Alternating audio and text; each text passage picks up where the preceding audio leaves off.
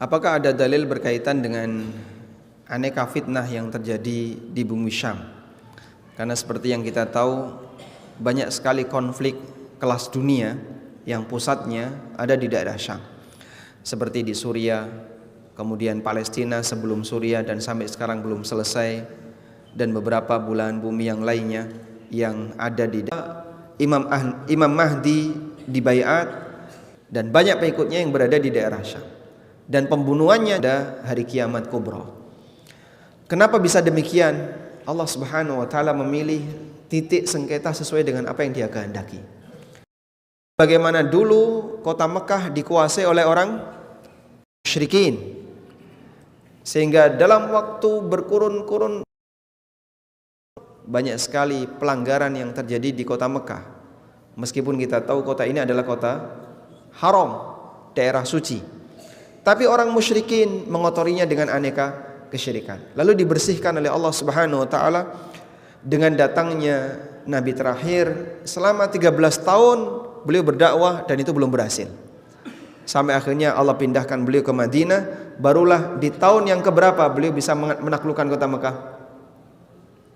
Di tahun yang keberapa? Di tahun ke-8 terjadilah Fathu Mekah. Nabi SAW di tahun 8 Hijriah beliau melakukan Fathu Mekah dan menaklukkan kota Mekah. Maka kejadian semacam ini berulang jamaah. Sebagaimana ini terjadi di kota Mekah, ini pernah terjadi di daerah-daerah yang lain, termasuk diantaranya adalah di bumi Syam. Sehingga kadang dikotori oleh sebagian hamba dan dibersihkan oleh Allah Ta'ala dengan Allah datangkan hambanya yang lain. Sebagaimana pakaian yang bersih kadang terkena najis kemudian bersih lagi, bumi juga seperti itu. Maka ini tidak menandakan keberkahan itu menjadi hilang. Selanjutnya, lalu apa sisi keberkahan dari bumi Syam dengan aneka kejadian sebagaimana yang kita saksikan? Di Suriah ada konflik, di Palestina konfliknya belum juga selesai sampai sekarang, dan terus wallahu alam sampai kapan. Lalu apa yang dimaksud dengan nilai keberkahan? Bentuk keberkahan bumi Syam dengan waktu yang demikian panjang, mulai dari zaman para nabi masa silam sampai sekarang. Jika kita bandingkan di ruangan sejarah ini, lebih banyak masa baiknya dibandingkan masa konfliknya. Para nabi di masa silam berarti sejak zaman siapa, Pak? Sejak zaman Nabi Ibrahim alaihissalam sampai zaman sekarang, berapa ribu tahun? Wallahu a'lam. Dan di masa para nabi itu bumi Syam dipimpin oleh para nabi. Ada banyak kebaikan yang disebarkan di sana. Anda bisa merasakan ya, indahnya mereka yang tinggal di kota Madinah. Karena ketika masuk ke Masjid Nabawi, habis maghrib sampai isya ada berapa majelis ilmu? Ada berapa kajian, Pak? Banyak. Di sini ada kajian, di sana ada kajian, di sana ada. Kalau pagi banyak anak-anak yang ikut kutab. Suasana seperti itu hidup sekitar abad 7 Hijriah. Beliau mengatakan Syam, bumi yang penuh dengan ilmu, bumi yang penuh dengan keberkahan. Itu saya pengen belajar. Maka orang Irak datang ke Syam, orang Mesir ada yang datang ke Syam. Dan sejak tahun 43 sampai sekarang, kurang lebih berapa lama? 70-an tahun, 80-an tahun. Belum sampai pada angka 100 tahun. Padahal Syam yang menjadi bumi kejayaan kaum muslimin, di situ banyak ilmu yang disebarkan. Hingga perjuangan kita adalah bagaimana kita bisa mengembalikan kejayaan itu sebagaimana masa silam. Merebut kembali daerah Suriah yang dikuasai oleh orang Syiah. Merebut kembali daerah Palestina yang dikuasai oleh orang Yahudi, agar bisa kita kembalikan seperti suasana masa silam, aman, nyaman, kaum muslimin bisa mendapatkan banyak kebaikan di sana. Kemudian di samping itu para ulama juga menyebutkan bahwa di Syam ada keberkahan materi. Berupa apa, Pak? Hasil pertanian yang melimpah. Sehingga disebut oleh Allah dalam sumpahnya, wattini wazaitun, itu mewakili Syam, penghasil tin dan zaitun. Karena ini tidak ada di kota Mekah dan tidak ada di Madinah. Tapi surat At-Tin turun di Mekah. Dan masyarakat Mekah paham yang dimaksud dengan tin dan zaitun adalah hasil pertanian yang dihasilkan oleh daerah Syam. Maka sumpah itu disebutkan dan diperdengarkan untuk penduduk Mekah, dan mereka tahu ini pujian oleh Allah Subhanahu wa taala untuk Syam atas hasil pertanian yang mereka miliki. Sehingga sisi keberkahannya banyak jamaah di belakang Allah, tidak hanya sebatas yang kita saksikan saat ini, namun Anda ketika melihat nilai keberkahan itu, lihatlah di rentang yang demikian panjang negeri Syam dalam keadaan penuh dengan kebaikan. Wallahu a'lam. Tayyib.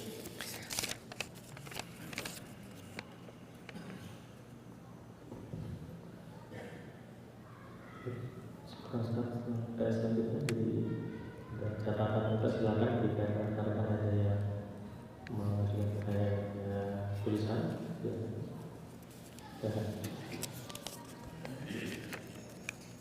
Ada pertanyaan lewat tulisan sebelum.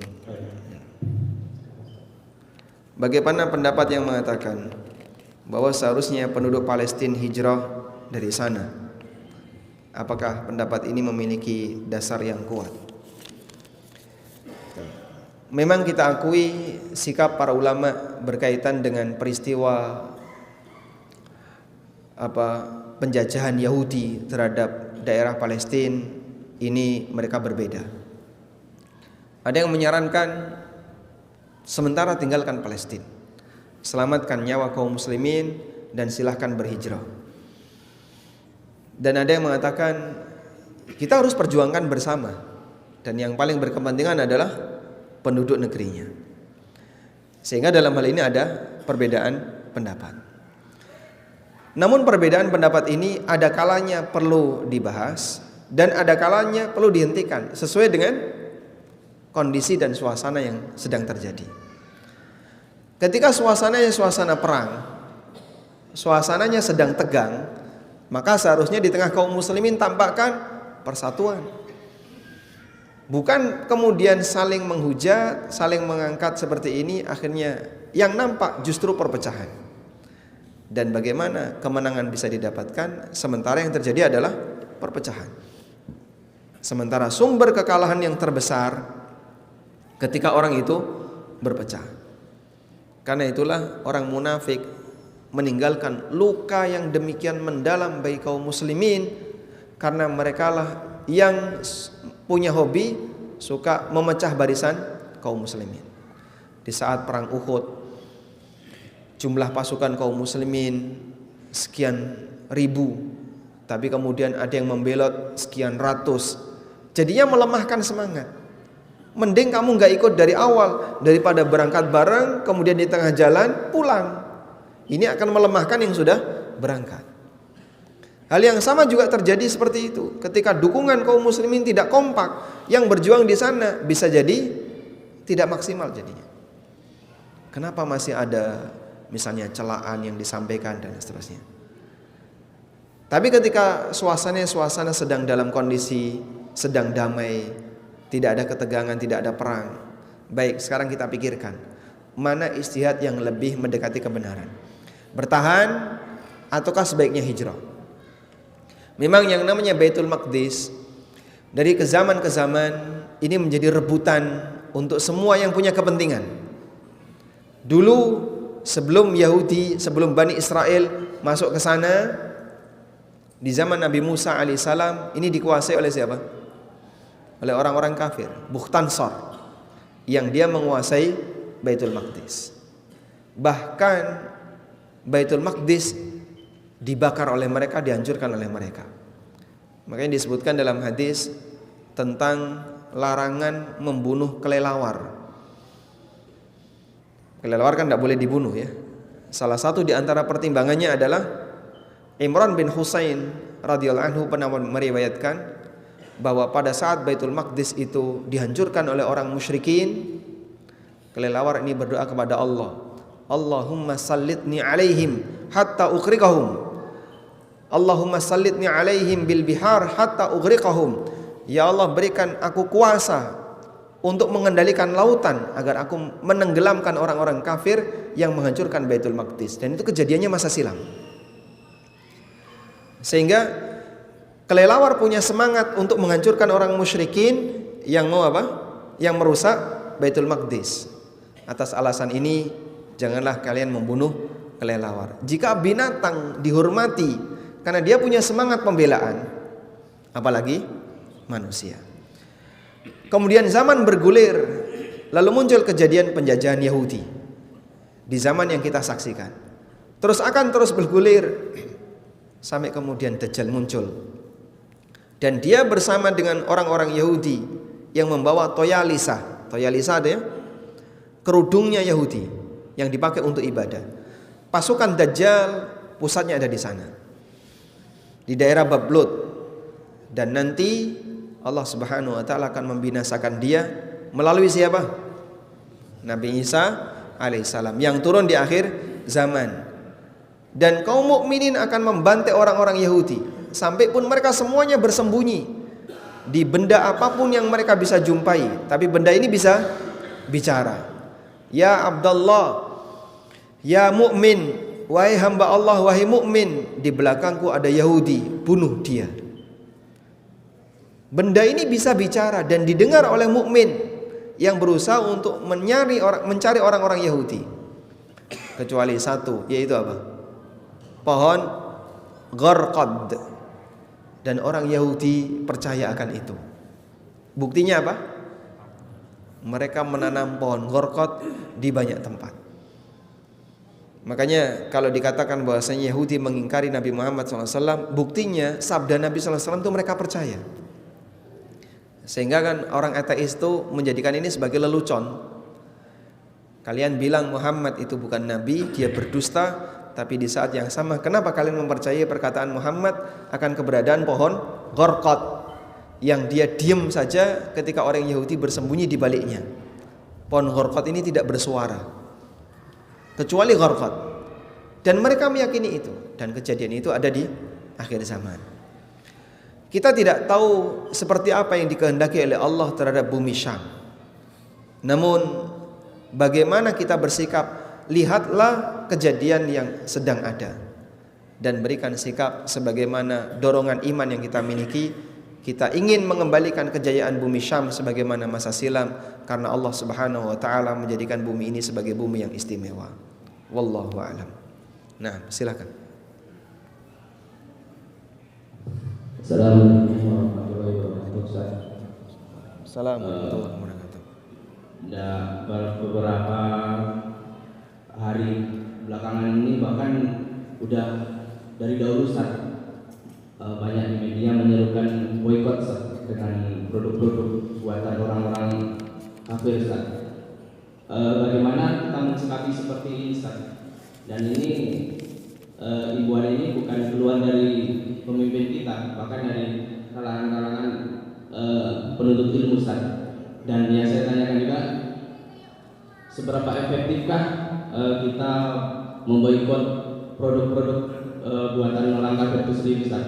Dan sama kita ketahui, ekonomi kita ini lebih dikuasai mereka Ustaz. Dan apakah para ulama terdahulu pernah adakah memboikot seperti ini Ustaz? Seperti orang zaman dahulu, seperti para nabi dan rasul yang berperang melawan orang-orang Yahudi dan Nasrani gitu. Itu aja Ustaz. Assalamualaikum warahmatullahi wabarakatuh. Waalaikumsalam warahmatullahi wabarakatuh. Tayyib. Tentang boikot, ini sudah pernah ada di zaman Nabi SAW. Ada seorang sahabat yang dulu menjadi pemuka Bani Hanifah. Bani Hanifah itu di mana? Di daerah Yamamah yang ada Musailamah Al-Kadzdzab. Itu dari Bani Hanifah. Pemimpin Bani Hanifah namanya Sumamah bin Utsal. Sumamah bin Utsal ini masuk Islam. Kemudian dan sebelumnya dia itu ditangkap oleh para sahabat, lalu diikat di Masjid Nabawi. Selama 3 hari dia menjadi tawanan bagi kaum muslimin di Masjid Nabawi. sampai akhirnya dibebaskan oleh Rasulullah sallallahu alaihi wasallam. Lalu Thumamah masuk Islam setelah dibebaskan. Kemudian Thumamah melakukan umroh dalam posisi kota Mekah belum ditaklukkan. Waktu itu kota Mekah masih dikuasai oleh orang musyrikin. Kemudian Thumamah bersumpah di hadapan orang musyrikin, dan hadisnya disebutkan dalam Sahih Bukhari. Demi Allah, bahwa gandum dari kampung kami tidak akan pernah kami kirim ke kota Mekah. Diboikot oleh Thumamah. Sampai Nabi SAW menyetujui kami membuka kembali pintu untuk ngirim gandum ke kota Mekah. Sampai akhirnya orang musyrikin kan minta izin kepada Nabi SAW agar Thumamah diminta mengizinkan kembali pengiriman gandum ke kota Mekah. Dan ini bentuk apa? Boikot. Sehingga kalau ditanya apakah bentuk boikot itu ada dalilnya, di masa Nabi SAW itu pernah dilakukan oleh Thumamah bin Usal yang memboikot hasil gandum kota beliau untuk dikirim ke kota Mekah, karena beliau menjadi sayyid dari Bani Hanifah. Tayyib. Lalu bagaimana kaum muslimin dengan praktek pemboikotan semacam ini? Mohon Anda bedakan antara memboikot dengan mengharamkan. Itu dua hal yang berbeda. Kalau ada sebagian dai yang menyebut memboikot produk yang halal itu tidak boleh karena ini sama dengan mengharamkan apa yang dihalalkan oleh Allah, ini salah. Mengharamkan sesuatu yang dihalalkan oleh Allah itu praktek kekufuran, karena mengubah hukum, dan mengubah hukum Allah dosa besar, bahkan perbuatan kekufuran. Dan kita tidak sampai mengatakan bahwasanya bentuk pemboikotan adalah praktek dosa besar atau kekufuran. Maka bedakan antara mengharamkan dengan memboikot. Mengharamkan itu bicara masalah hukum. Produk ini haram untuk Anda konsumsi, kalau Anda makan Anda berdosa, nanti akan diazab. Nah, itu mengharamkan. Ini tidak boleh. Karena hak halal haram itu siapa? Milik Allah, bukan milik manusia. Tapi pemboikotan yang lebih tepat adalah tidak mau menggunakan produk milik orang lain. Dan itu hak masing-masing pribadi. Sehingga misalnya Anda tinggal di sebuah kampung, di situ ada banyak penjual makanan misalnya. Lalu Anda benci kepada si A. Kenapa? Melihat perbuatan si A yang seperti itu, ketika dia punya duit, sukanya berbuat maksiat. Kemudian Anda menyatakan pada diri Anda pribadi, saya tidak akan belanja di tempatnya si A, karena nanti uangnya akan dipakai oleh dia untuk melakukan maksiat. Boleh nggak kayak gini, Pak? Boleh, itu hak dia. Maka boikot itu sifatnya hak pribadi. Dia berhak untuk milih, saya tidak mau belanja di toko ini, saya nggak mau yang ini, saya maunya yang ini. Silahkan, terserah Anda. Itu hak Anda untuk memboikot. Baik.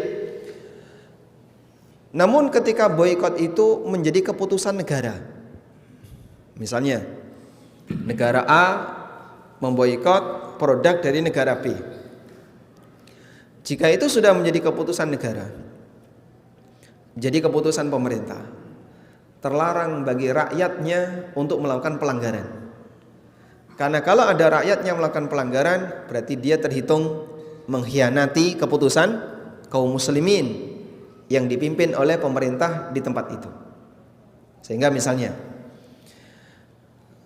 negara muslim A diputuskan oleh pemimpinnya produk orang kafir, produk dari Yahudi di stop, diboikot. Kok ada salah satu di antara rakyatnya tetap impor, berarti dia apa? Mengkhianati keputusan ini. Orang ini dianggap berdosa karena mengkhianati keputusan kaum muslimin. Tapi kalau belum jadi keputusan negara, jika ada sebagian ikhwah misalnya, saya nggak mau beli yang seperti ini, saya pengennya yang kayak gini, silahkan, itu hak pribadi mereka. Dan dia tidak salah ketika memilih produk dengan pertimbangan A, dengan pertimbangan B, dan yang lainnya. Sudah? Ini berkaitan dengan masalah hukum boikot. Berkaitan dengan masalah hukum boikot. Selanjutnya, sejauh mana tingkat efektivitas boikot ini? Kalau dari sisi perhitungan ekonomi, saya tidak tahu ukurannya. Ini perlu ada penelitian yang mungkin bisa mengukur Sejauh mana sih pengaruhnya nilai pendapatan perusahaan yang diboikot antara sebelum dan sesudah. Ada before dan after. Sebelum boikot angkanya berapa, setelah boikot angkanya berapa. Itu kan perlu apa? Perlu data ya. Sehingga kita tidak bisa bicara tanpa data. Ini kalau kita bicara efisiensi atau efektivitas dari sisi kegiatan boikot. Tapi kalau kita berbicara tentang menampakkan izzah, kaum muslimin itu punya izzah, ditunjukkan dalam bentuk video. Seperti kemarin waktu Perancis membuat undang-undang di mana orang yang menggambar karikatur Nabi Muhammad SAW itu bagian dari kebebasan berkreasi. Sehingga kalau ada kejadian seperti itu, negara melindungi. Dia nggak boleh dihukum. Kalau ada orang buat karikatur Nabi SAW, kok ada orang Muslim mendolimi dia, maka orang ini bertindak kriminal. Dia bisa dihukum oleh negara Perancis. Nah itu yang ditolak oleh dunia Muslim. Ada? Akhirnya diboikotlah semua produk dari Perancis. Dan beberapa produk itu hilang di pasaran. Karena dia sudah nggak punya lagi kekuatan bisnis pada saat diboikot di beberapa negeri Muslim. Tayyib. Ternyata itu memberikan pengaruh. Salah satunya adalah ternyata kaum muslimin punya izzah dalam hal ini. Saat produk-produk itu diturunkan dari toko-toko, ditampakkan dalam video, memberikan efek kepada mereka. Makanya kan dalam perjalanannya aturan ini tidak berani lagi ditampakkan di tempat umum, tidak sebagaimana sebelumnya.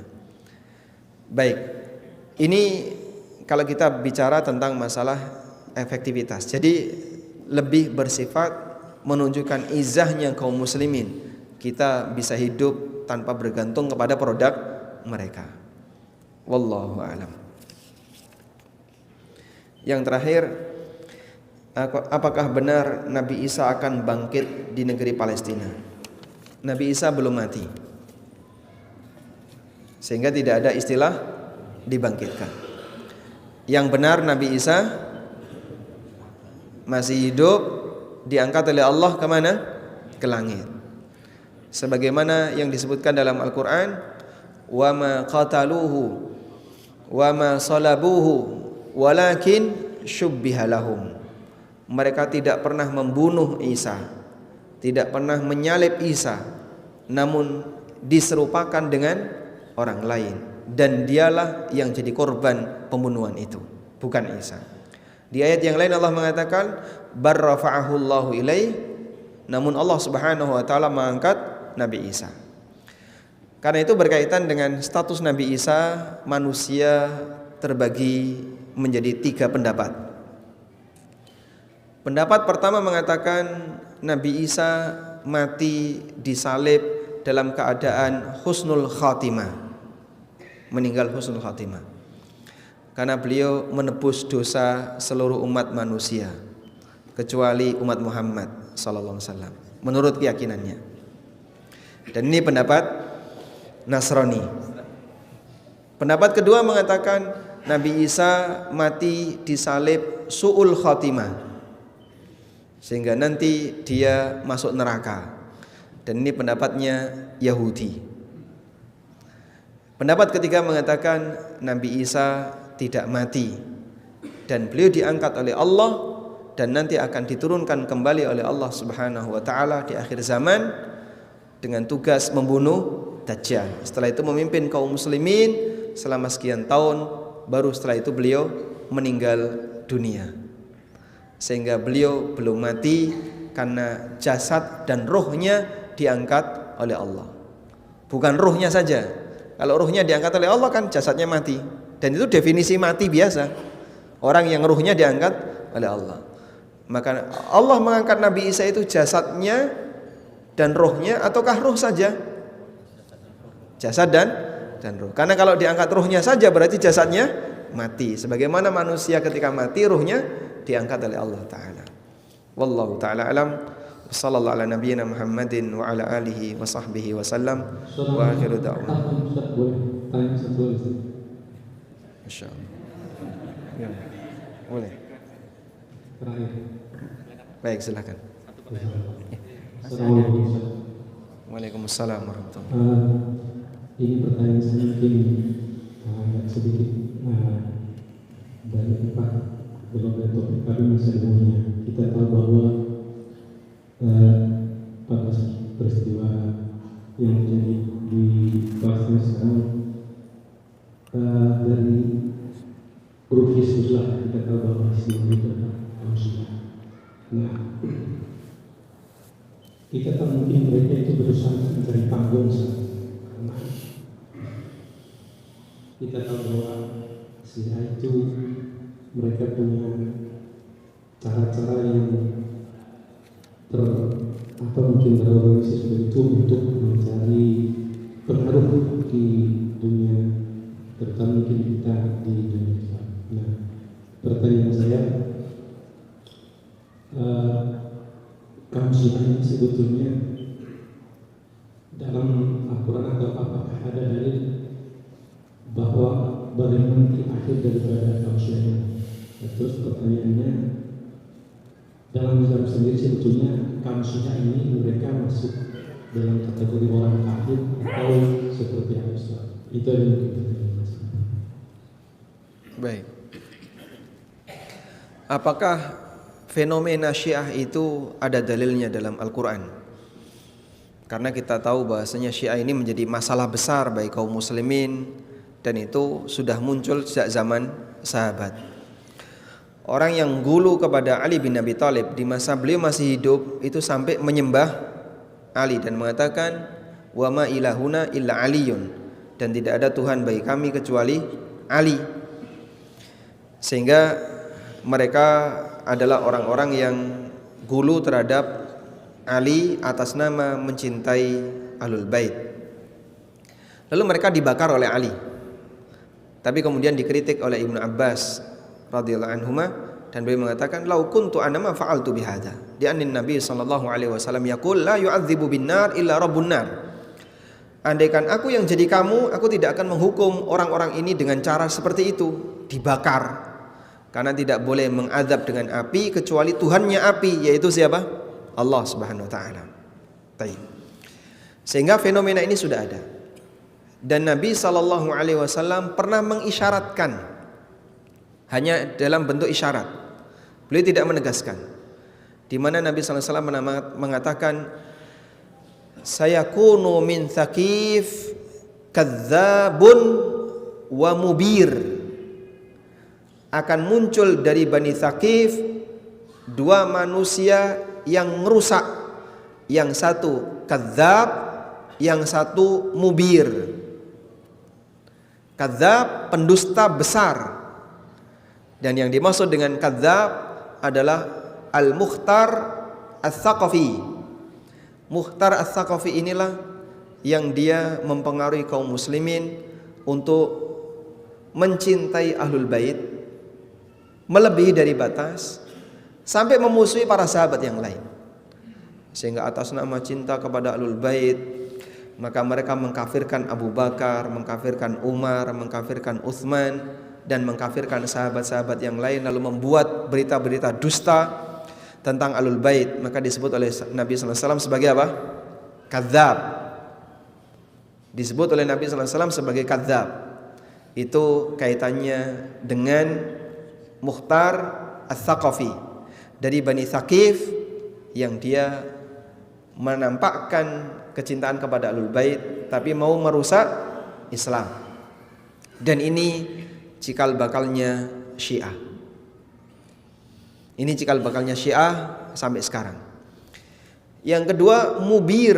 Mubir itu sang penghancur, sang perusak. Dan yang dimaksud adalah Hajjaj bin Yusuf Ats-Tsaqafi. Itu muncul di zaman Daulah Umayyah bagian awal.